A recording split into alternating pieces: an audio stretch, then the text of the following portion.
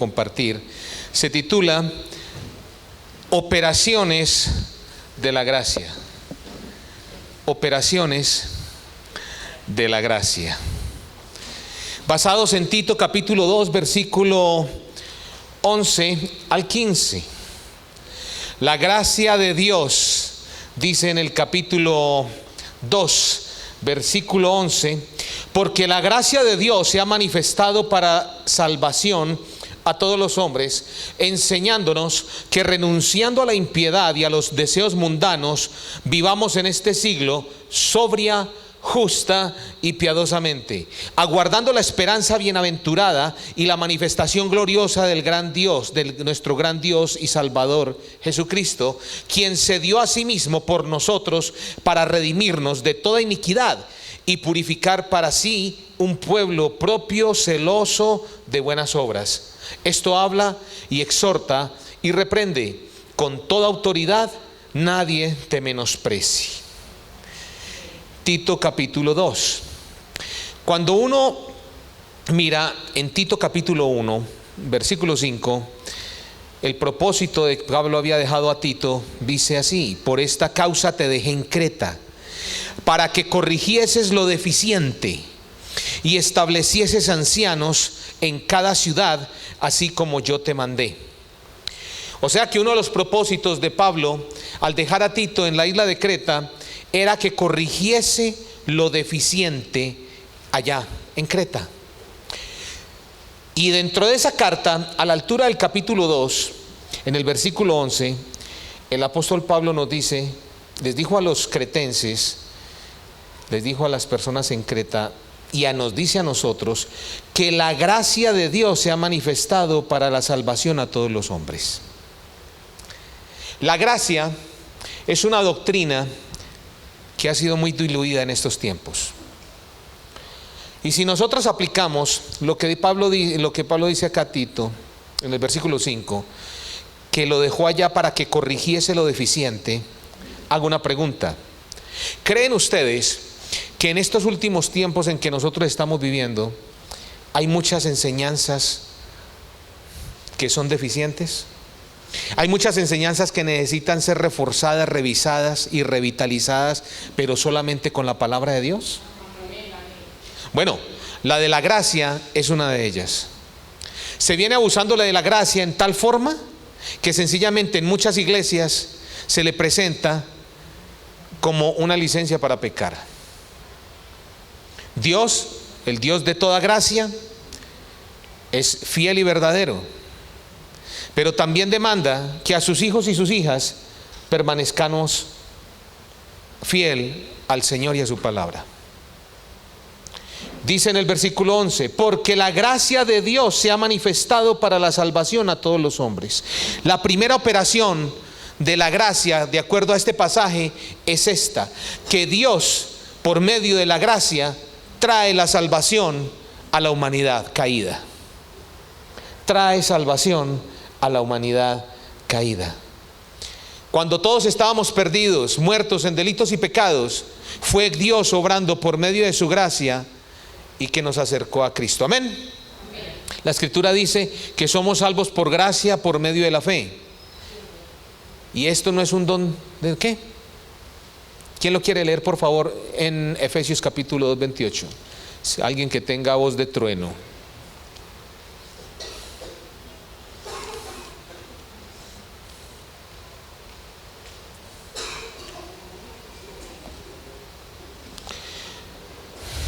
Porque, Efesios 2:8, porque por gracia sois salvos por medio de la fe, y esto no de vosotros, pues es ¿qué?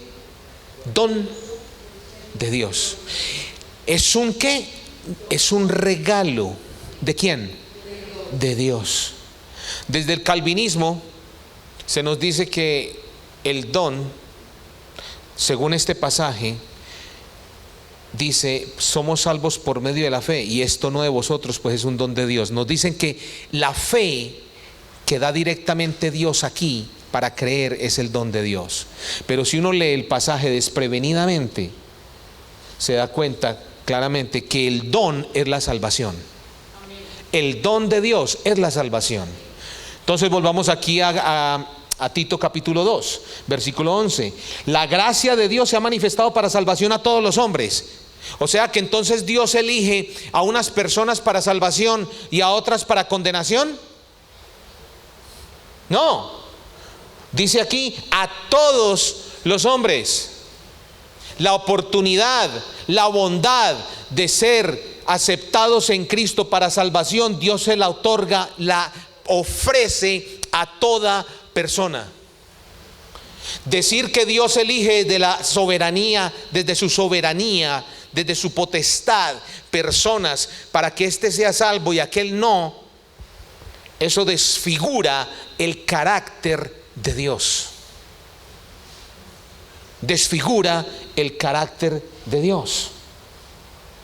Entonces nos dice la primera operación, de acuerdo a este texto, es que la salvación nos ha venido y sigue viniendo a las personas por medio de la gracia divina. En Juan capítulo 1, si ustedes me acompañan, Evangelio de San Juan, capítulo 1, versículo 14-17. Y aquel verbo fue hecho carne y habitó entre nosotros, y vimos su gloria como del unigénito del Padre, lleno de gracia y de verdad. Versículo 17. Pues la ley por medio de Moisés fue dada, pero la gracia y la verdad vinieron por medio de ¿quién? De Jesucristo. Jesucristo es la encarnación de la gracia divina. Amén. Jesucristo es la expresión máxima encarnada de Dios en Cristo. Y eso lo hemos de tener presente, independientemente de los años que llevemos nosotros en Cristo. Si bien grande es la bendición de empezar a caminar en el camino de la salvación, mucho más importante es saber terminar bien este camino. Pero es lastimoso ver mucha gente que ha pasado por el camino de esta salvación tan grande que ya no están en ella. Yo no sé si usted conozca personas así. Es muy triste. El precio que Dios pagó por nosotros fue tan grande que nadie lo podría pagar. La sangre preciosa ¿de quién? De Cristo. Jesucristo, lleno de gracia y de verdad, es la expresión máxima de Dios para con nosotros los pecadores. Segundo punto, sigamos. Versículo 12. Enseñándonos que, renunciando a la impiedad y a los deseos mundanos, vivamos en este siglo sobria, justa y piadosamente. La gracia de Dios nos enseña cómo vivir la nueva vida en Cristo. La gracia de Dios nos enseña cómo hemos de vivir la nueva vida en Cristo. Ahora cantábamos, ¿soy nueva qué? Y eso lo afirma ¿quién? La Escritura. Soy nueva criatura. Si alguno está en Cristo, nueva criatura es. Entonces, la palabra del Señor nos enseña cómo hemos de vivir esta nueva vida. Y mire lo que dice. Nos enseña a negarnos a nosotros mismos para no practicar ni la impiedad ni los deseos mundanos.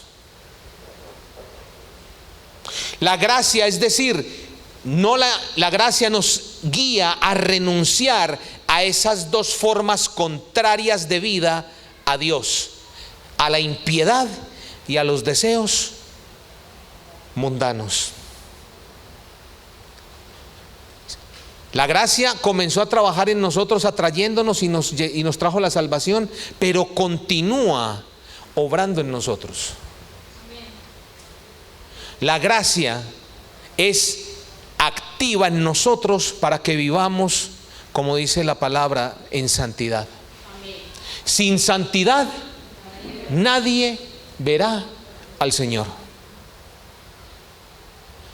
La gracia continúa obrando en cada uno de sus hijos y sus hijas. Y mire lo que dice, impiedad. La impiedad es aquello que no es conforme al carácter de Dios, aquello que no es conforme a la persona de Dios, que no es puro ni es santo. Eso es impiedad. Viene de la palabra griega asebeia, y eso significa todo aquello que es conforme al contrario al carácter ¿de quién? De Dios. Impiedad. Eso es. Los deseos mundanos. Miren lo que dice en términos claros. Los deseos mundanos son aquellos que nos alejan de Dios y que nos seducen a codiciar lo caído de este mundo, lo sensual de este mundo y lo egoísta de este mundo. Uno se queda sorprendido muchas veces que cuando se les presenta a la gente un evangelio tan diluido como el que se presenta muchas veces en esta generación que estamos viviendo, la gente piensa que sencillamente pueden vivir los 6 días de la semana como quieran y venir el domingo a la iglesia y ahí borrón y cuenta nueva. Hermanos, eso es peligroso. Eso es peligroso. Ojalá algún día pueda compartir con ustedes los peligros del engaño del pecado. Es peligroso. Miren lo que dice en Hebreos capítulo 3.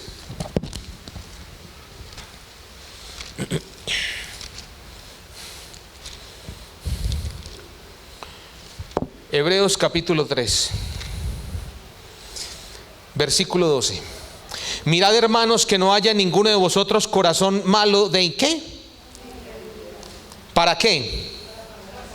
Para apartarse del Dios vivo. Pregunto, de acuerdo a este texto, inspirado por el Espíritu Santo al escritor de los Hebreos, ¿es posible apartarse de Dios?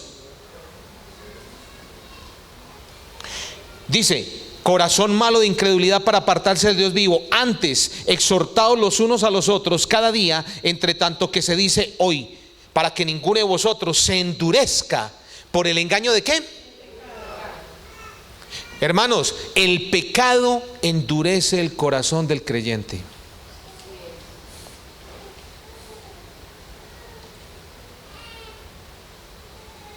El pecado endurece el corazón de cada hombre, de cada mujer, si comienza a ser negligente en su vida cristiana, en su caminar con Cristo, se va endureciendo, endureciendo y endureciendo. Y mire lo que dice el versículo 14: porque somos hechos partícipes de Cristo, con tal que retengamos firme hasta el fin nuestra confianza del principio. O sea, cuando nosotros comenzamos a caminar esta vida en Cristo por la gracia de Dios que se derramó sobre nosotros, con esa misma confianza con que comenzamos a caminar, dice el Señor en su palabra, que seguimos siendo hechos participantes de Cristo, con tal que retengamos esa misma fe, esa misma confianza. Y esta palabra que dice aquí traducida en la Reina Venera, con tal que, cuando uno la revisa en el texto griego, es un condicional. Es un condicional. Cuando usted le dicen condicional de algo, ¿qué significa eso? Que uno tiene que cumplir el requisito. Recuerdan que cuando un estudiante, yo no sé si todavía hagan eso acá en Colombia, se portaba mal, le ponían matrícula condicional. Yo no sé si todavía hagan eso. ¿Todavía? Bueno, ¿qué pasaba cuando le decían matrícula condicional? Una más y fuera. Hermanos, la gracia de Dios no puede ser tomada en vano. La gracia de Dios es preciosa. En este libro que le recomendé al pastor para que lo consigan de pronto algún día, miren lo que dice aquí con respecto a la gracia de Dios. La gracia de Dios no es algo que pueda inyectar. Estoy leyendo la página 63. Este libro se llama La vida en el Hijo. Es publicado por Casa Nazarena de Publicaciones, por Robert Shank. Es un pastor que ya murió hace 12 años, 12 o 13 años. La gracia no es algo que pueda inyectarse, y no hay dones de gracia que pudieran, por así decirlo, almacenarse corporalmente en el alma. La gracia es la actitud de Dios hacia el hombre que se revela y se manifiesta con seguridad en Cristo. Y la única manera en que se puede volver efectiva en nosotros para una vida nueva es cuando gana o produce en nosotros la reacción o la respuesta de la fe. Y así como la gracia es la actitud completa de Dios en Cristo hacia los hombres pecadores, asimismo la fe es la actitud total del alma pecaminosa cuando se rinde a sí misma a esa gracia. La gracia divina, la fe que parte del hombre. Amén. La primera operación la vimos. La gracia de Dios trae salvación. Amén. La segunda es que nos enseña cómo hemos de ¿qué? De vivir, que nos dice que hemos de vivir apartados de la impiedad y de los deseos mundanos. En términos negativos nos lo explica, pero también nos dice en términos positivos cómo sí hemos de vivir, cómo no hemos de vivir. No hemos de vivir impíamente ni en pos de los deseos mundanos, pero también sí nos dice cómo hemos de vivir, y nos dice que hemos de vivir directamente sabiamente. Dice en el versículo más adelante, enseñándonos que renunciando a la impiedad de los deseos mundanos, vivamos en este siglo sobria, justa y piadosamente. Tres elementos claves para vivir la vida cristiana: que vivamos sobriamente, justamente y piadosamente. Sobriamente. Ustedes se imaginan un conductor ebrio andando a 180, 200 kilómetros por hora. ¿Qué le puede pasar? O andando en la carretera a la costa atlántica por esos altos de Matasanos y borracho, ¿a dónde va a terminar? ¿Cierto? Si no está sobrio, lo más posible es que va a perder su vida. Bueno, la palabra de Dios, la palabra el griego, el sofronos, para vivir sobriamente, y significa estar alerta, estar autocontrolado, estar disciplinado. ¿Para qué? Para refrenar, inclinarnos a vivir impíamente y en pos de los deseos mundanos. Una persona alerta espiritualmente es una persona que está buscando constantemente del Señor y buscando constantemente de su palabra. Una persona alerta que está pasando 3 horas viendo a Elif todos los días de la semana, créame, directamente no va a crecer en la gracia y en el conocimiento de nuestro Señor Jesucristo. Así se llama la novela que dan por la tarde, Elif. Y termina y eso que no va a terminar, y eso es una maratón. Yo no sé cuántos años lleva y la misma historia y todo eso. Hermanos, ¿y cómo es posible que personas pasan tiempo y horas en el día tuiteando y pegadas en el Facebook, yo no sé cuántas horas al día, y no tienen tiempo para meditar, para sentarse a estudiar la palabra de Dios, para ver lo que el Señor les está hablando por medio de su palabra? ¿Ah? Hermanos, yo no estoy demonizando la tecnología, pero cuando la tecnología nos controla, ahí hay un problema. Todo aquello que nos controle, excepto el Espíritu Santo y su palabra, eso es un problema. Entonces el Señor nos dice que hemos de ser sobrios espiritualmente, alerta espiritualmente. Estamos en un mundo caído. La Biblia nos enseña que este mundo está en tinieblas, y la única forma de nosotros andar en un mundo en tinieblas es siendo llenos de la palabra del Señor por el Espíritu Santo, temiendo a Dios, que es otra enseñanza que ya no se habla mucho en estos tiempos, el temor a Dios.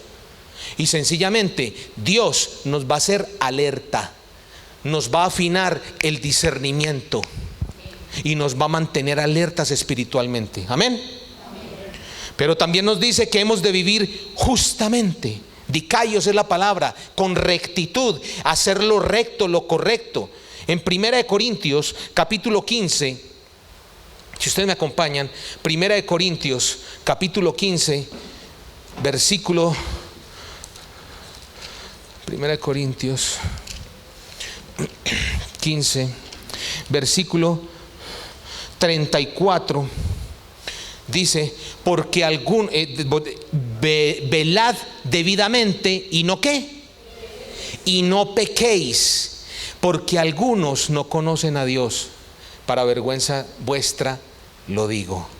O sea que el Señor nos está diciendo en su palabra que es de nosotros, de iniciativa propia, es la decisión de cada quien. Velad, estar alerta, estar atentos y no pequéis. ¿Los tiempos son malos o buenos en estos momentos? ¿Ustedes creen que van a ser mejores o peor? Peor. La maldad se va a incrementar cada vez más y más. Y si nosotros que somos la luz, nosotros que somos la sal de este mundo, no hacemos lo propio, lo debido, lo correcto, apartarnos de la impiedad, apartarnos de los deseos mundanos, vivir sobriamente, alerta, justa, hacer lo correcto, lo bueno, lo que es correcto al carácter de Dios, ¿quién lo va a hacer? ¿Usted cree que lo van a hacer los políticos? ¿Ah? No. Entonces, vivir justamente significa hacer lo correcto delante de Dios. Velad debidamente y no pequéis, nos dice en 1 Corintios 15, 34. Pero también nos dice que hemos de vivir piadosamente. Que hemos de vivir sobria, justa y piadosamente. La palabra es eusebos, que viene del griego eusebia. Bueno. Esto significa ser como del carácter de Dios. ¿Aquí hay alguna persona que llame Piedad? Si aquí hay una hermana en la iglesia que tiene ese nombre Piedad, tiene un reto muy grande, porque tiene que honrar su nombre. Ser una persona piadosa, vivir piadosamente, es actuar, vivir conforme al carácter de Dios. O sea, es imitar ¿a quién? A Dios. Segunda de Pedro, capítulo 3,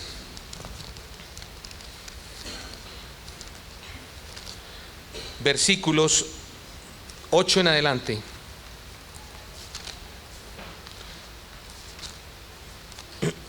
Mire lo que dice.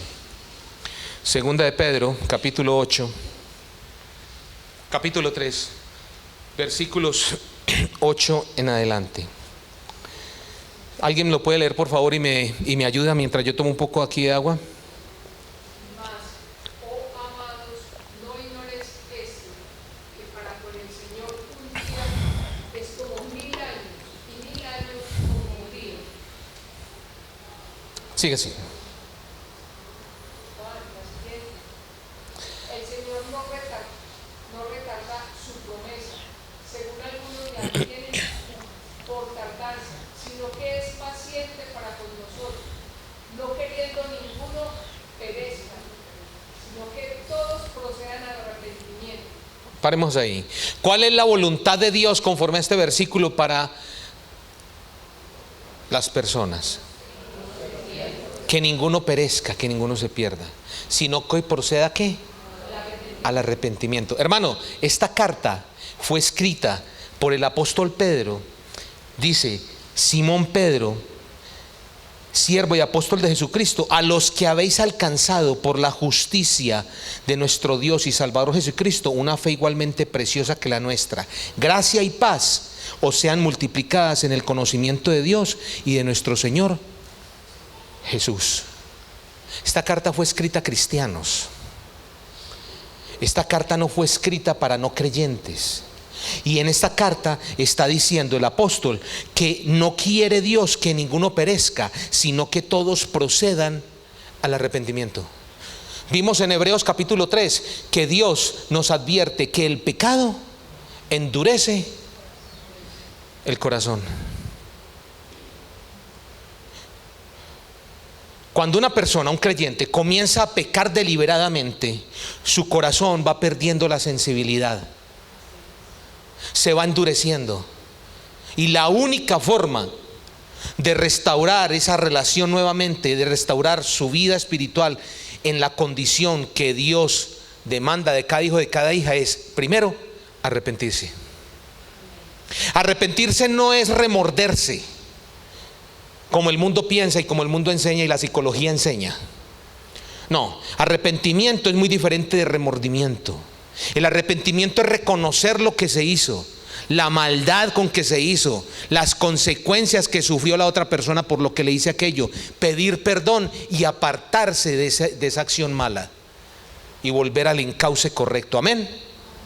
Eso es arrepentimiento. Y dice que Dios no quiere que nadie perezca, sino que todos procedan al arrepentimiento. Pero el día del Señor vendrá como ladrón en la noche, en el cual los cielos pasarán con gran estruendo y los elementos ardiendo serán deshechos, y la tierra y las obras que en ella hay serán ¿qué?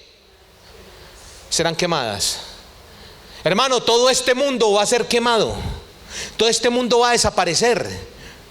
Todos esos espejismos de la belleza, de las cirugías estéticas, del culto al yo y todo eso va a acabar. Todo eso va a desaparecer. El que siembra para la carne, de la carne va a cosechar muerte. El Señor dice: si por el Espíritu hacéis ¿qué? Morir las obras de la carne, ¿qué pasa? Viviréis.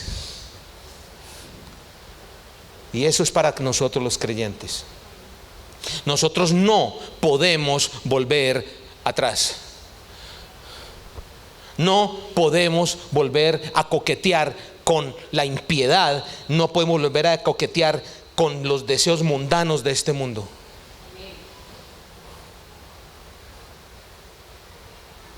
Ustedes han visto gente a sus lados que ya no están en el camino del Señor. Y los he visto hasta pastores inclusive. Y todo comenzó porque comenzaron a descuidar su vida espiritual y comenzaron a enamorarse nuevamente de los espejismos y la temporalidad del pecado que ofrece este mundo. ¿La temporalidad de qué? Del pecado que ofrece este mundo. Yo no le digo que las mujeres se coloquen una bota larga y que el pelo largo y no se maquillen y nada de eso, y que no se coloquen aretes y que se vuelvan místicos. No, hermanos. Nosotros no tenemos que ser ascetas ni nada de ese tipo de cosas, pero sí tenemos que colocar una línea entre lo que es la vida en Cristo y lo que es la vida de este mundo.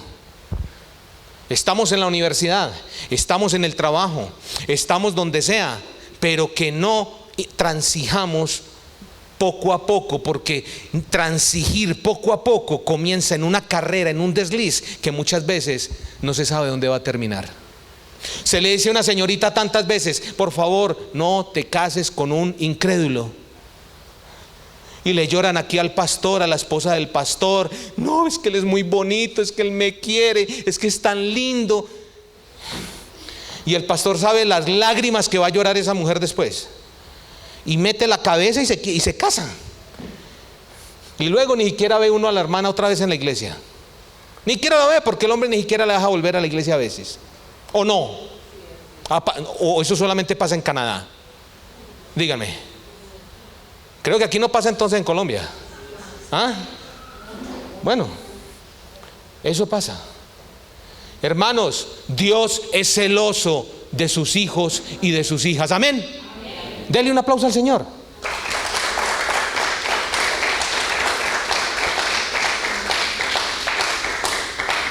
Entonces dice que hemos de vivir sobria, justa y piadosamente. Amén. Pero entonces aquí en segunda de Pedro, volviendo, dice: puesto que todas estas cosas han de ser desechas. ¿Han de ser qué? Hermano, todo esto se va a acabar un día. Y el tiempo cada vez se acerca más y más. Puesto que todas estas cosas han de ser desechas, ¿cómo no debéis vosotros de andar santa y en santa y piadosa manera de vivir? ¿Ah? Todo esto es temporal. Uno de mis amigos murió hace 3 semanas. No fumaba, hacía ejercicio, se cuidaba de las comidas, era 2 años más joven que yo. Estudiamos juntos, nos graduamos juntos en el colegio aquí en Colombia. Se levantó una mañana, un dolor muy fuerte en el pecho, cayó y ni siquiera la ambulancia alcanzó a llegar. Hermano, no sabemos. La Biblia dice, hoy es el día, no es mañana. Nosotros no sabemos si mañana nos vamos a levantar.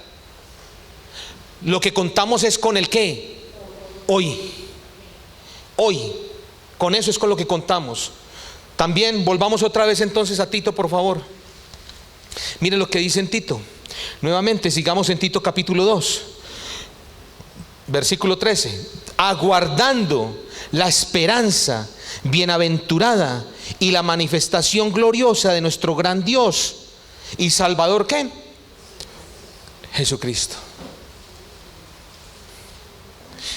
Hermano, la gracia de Dios nos enseña a anhelar y a esperar el regreso de nuestro Salvador y Señor Jesucristo. Vivir como Dios nos demanda vivir es una expresión viva de que verdaderamente estamos esperando por aquel que es santo, puro y que derramó su sangre por nosotros. Amén. Pero vivir descuidadamente, vivir negligentemente, vivir como el mundo vive, que inclusive somos, cuando un cristiano vive de esa manera impíamente, niega la fe y vive en contradicción, y el diablo se burla de eso. Lastimosamente, eso está pasando cada vez más y más en muchas congregaciones. El Señor dice que cuando nosotros vivimos como Él nos está pidiendo aquí, nosotros estamos demostrando, hablando desde la profundidad de nuestro corazón, que estamos anhelando que Él regrese. ¿Cuántos esperan a Cristo?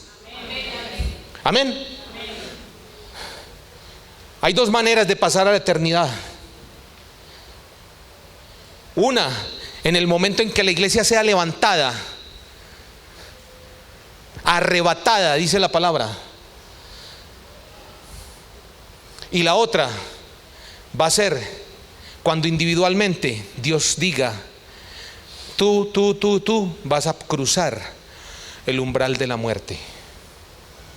Nosotros no sabemos cuál va a ser la forma como vamos a pasar a la eternidad, pero que el día que Dios nos llame, nos tenga por dignos de misericordia para estar con Él. Amén. Dios es fiel a su palabra, pero nosotros tenemos que permanecer fiel a Cristo. Y dice, la bienaventurada ¿qué?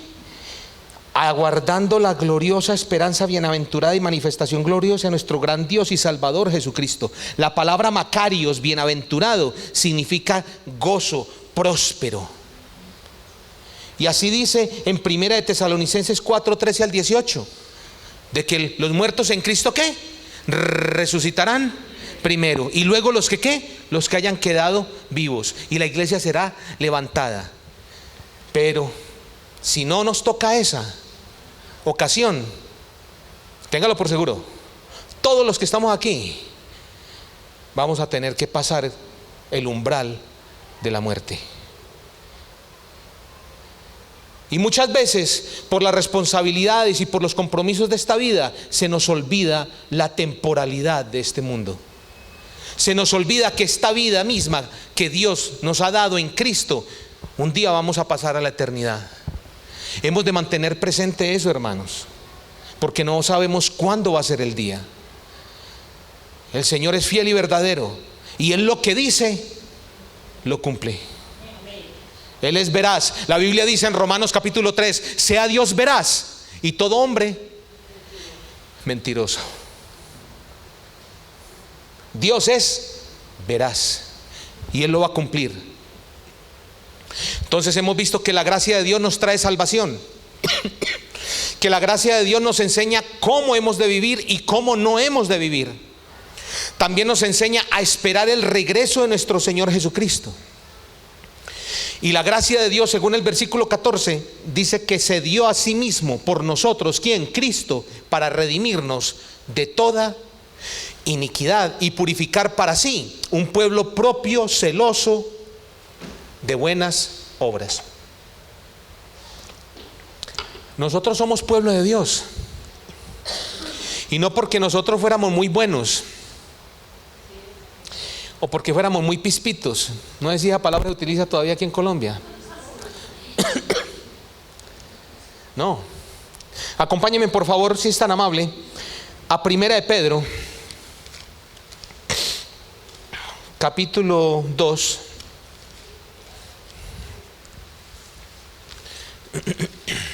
Primera de Pedro, capítulo 2, versículos del 9 al 12.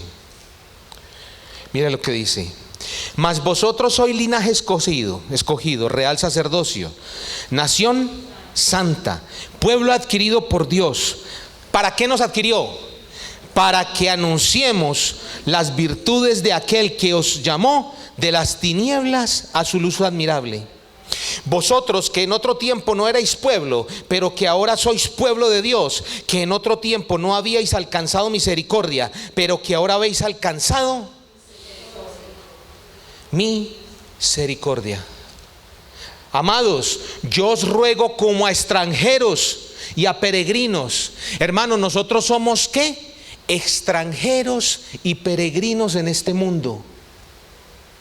Que os abstengáis de los deseos carnales que batallan contra el alma, manteniendo buena vuestra manera de vivir entre los gentiles, para que los que murmuran de vosotros como de malhechores glorifiquen a Dios en el día de la visitación, al considerar buenas vuestras buenas obras. Hermano, la Biblia no se contradice. La palabra de Dios es consistente. Dios nos llamó a una nueva vida en Cristo, pero nosotros hemos de mantenernos día a día luchando esa batalla. Pero Él nos dio su gracia, su palabra y su Espíritu Santo morando en nosotros. Amén. No tenemos excusa. Dios no puede ser burlado. Y todo lo que el hombre siembre, de eso cosechará. Si siembra para la carne, de la carne va a cosechar dolor, muerte, corrupción, pecado, todo lo que sea. Pero si sembramos para el Espíritu, vamos a cosechar debidamente lo del Espíritu. Amén. Y para que vamos terminando la vigilia de hoy, dice, la palabra de Dios nos enseña que debemos proclamar el mensaje de ¿quién? De Jesucristo. Y dice, versículo 15 de segunda de Tito capítulo 2: esto habla y exhorta y reprende con toda autoridad. Nadie te menosprecie. Hermanos, cuando nosotros estamos llenos de la palabra del Señor, cuando nosotros estamos apartados del pecado, viviendo sobria, justa y piadosamente, somos instrumentos idóneos en las manos de Dios para comunicar el evangelio a otras personas, para compartir las buenas noticias a otras personas, para que nosotros podamos ser instrumentos de bendición en la iglesia con los dones que Dios nos ha dado. Pero cuando un cristiano vive impíamente, cuando un cristiano vive en pos de la carne y de toda esa lista larga que ustedes conocen en Gálatas, créame, llega un tiempo en que Dios saca la luz y pone su casa en orden. Porque esta iglesia y todas las iglesias no son de los pastores. ¿La iglesia es de quién? De Cristo. La iglesia es de Cristo. Él la compró con su sangre. Hermanos, en 2 Corintios capítulo 7:1, para que concluyamos. 2 Corintios 7:1. Si alguien lo quiere leer, por favor.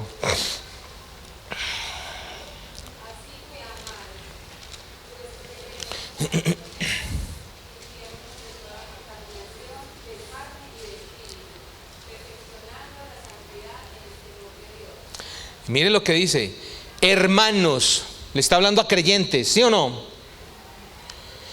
Como según este versículo se perfecciona la santidad en el corazón de nosotros?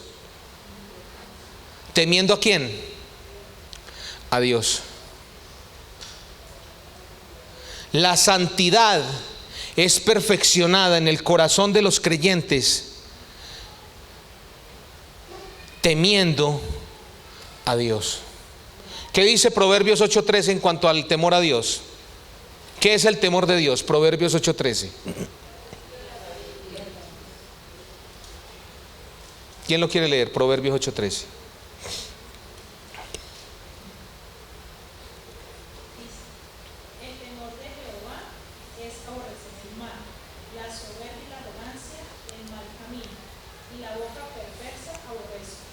El temor de Dios es aborrecer ¿qué? El mal. Ese es lo que dice Proverbios 8:13. Entonces, según 2 Corintios capítulo 7 versículo 1 dice: así que, amados, puesto que tenemos tales promesas, limpiémonos de toda contaminación de carne y de espíritu, perfeccionando la santidad en el temor de Dios. Hermanos, la gracia de Dios junto con el temor de Dios produce santidad en el creyente. Yo lo tengo aquí anotado en mi Biblia como una fórmula matemática cuando estaba en la universidad. Así lo tengo: gracia más temor de Dios, gracia divina más temor de Dios igual santidad, lo que es pureza de corazón. Esa es la conclusión. El temor de Dios, hermanos, nos previene de tomar la gracia de Dios en vano. Lo repito, el temor de Dios nos previene de tomar la gracia de Dios en vano. Dios nos sustenta día a día.